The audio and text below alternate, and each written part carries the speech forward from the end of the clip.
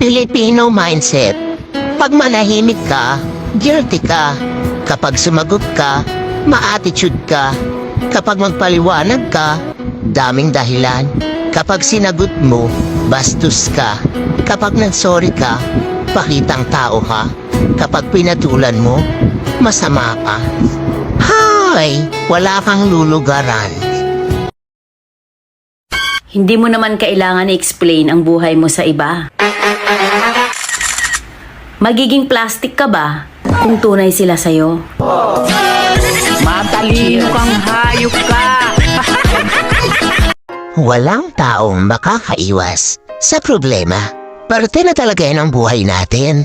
Paano mo nga naman mapapahalagahan ang kaligayahan? Kung hindi mo alam kung paano malungkot, tandaan mo lang, hindi ka bibigyan ng Diyos ng problema na hindi mo kayang lutasin. Lahat ng yan magpapatatag sa'yo, magpapalakas, at higit sa lahat, magpapatibay ng relasyon mo sa Diyos. Kaya huwag kang susuko, kaya mo yan. Ikaw pa ba?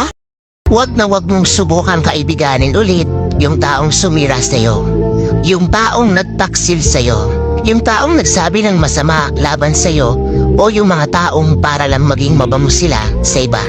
Tapos ikaw, na kaibigan nila, binabaho nila. At madalas mangyari ito doon sa mga taong patas na lumalaban.